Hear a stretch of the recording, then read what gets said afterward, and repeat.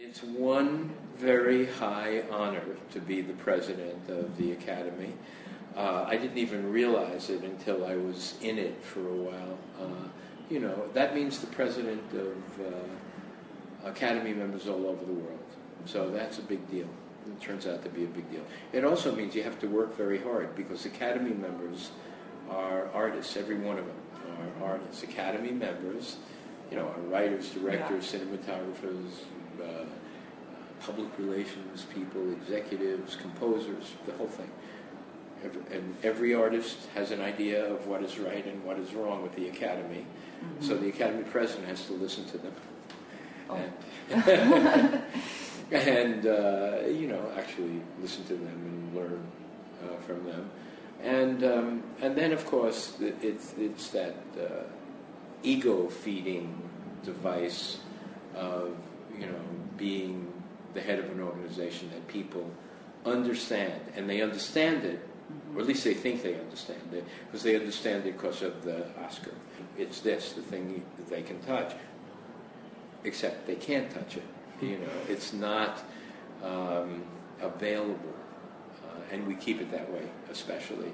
And it's become, you know, iconic, the symbol of excellence. So to be the boss of it, pretty cool. I don't like it, but it's changing. We started to change it last year.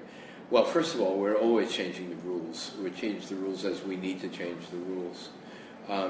But in terms of the television show is very important to us because it pays the bills. 90% of the revenue that comes into the Academy, Joseph, is the show, is the revenue from the television show. Worldwide television show. 200 countries around the world. It's getting bigger outside of the United States, you know, slowly but surely becoming bigger outside of the United States than it is, you know, inside the United States. But that's okay. Mm-hmm. But then the criticism often is about the show and not about the awards as much as it is about the show. People say the show's too long.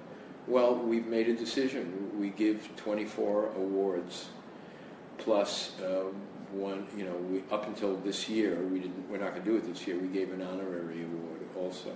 We changed that. We're doing that differently this year. We just had our special evening Saturday. It was great. It worked to not do it on the show, not put it on television, not have everybody uptight and rushing and, you know, trying to make speeches and absolutely. Absolutely. So Waltz with Bashir wasn't even nominated, am I right? But the other 5 movies that were nominated Best Foreign Language, they were pretty good. I saw them all. Mm-hmm. I saw Waltz with Bashir as well. Because I'm on the committee. I want to see foreign language films, so I'm on the committee and I see some terrible ones and some really great ones. Waltz with Bashir was a great one. But there were 5 other beauties this past year, including this Japanese. Either of you, did you see the Japanese films? Did you like it? I loved it. Me too, I loved it. And that was the dark horse. That was a movie that nobody ever heard of before, you know, it bounced into the Academy, you know, for screening. So it took the place of Waltz with Bashir. And Dark Knight, that's why we're doing this special thing this year. Not special, new rule. Hopefully it'll work. And it's 10 nominees. 10 nominees. There'll be 10 nominees in the category of Best Picture. No, I really don't. But we'll see. No, I honestly do not. No, it just says that Waltz with Bashir might be a nominee. I'll give you a better one. How about a few years ago there was this German movie called The Lives of Others? Yes. It was brilliant work. That could have been a Best Picture nominee, only there was no room for it with 5. Maybe with 10, there'll be a Lives of Others. And maybe for an animation. You know, there are many more animated films than ever before. There are 20 films eligible this year. And Up, of course, is one of them. This year, they have the opportunity to vote for double the number of Best Pictures. And I think that as I'm sitting here talking to you, I'm realizing we have to make sure that they know that it's,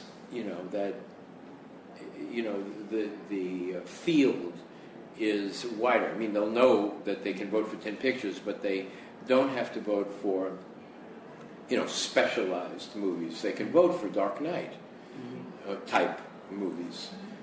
They can vote for Star Trek if they wanted to in the Best Picture. And would that dilute if, let's say, Star Trek got nominated?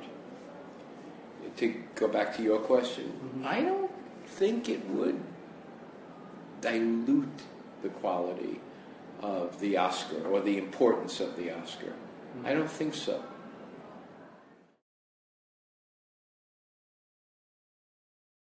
Here's the way I feel about it. I know for sure, and partially because I watch foreign language movies, I know for sure that there are equally fine movies coming from all over the world to anything that America does.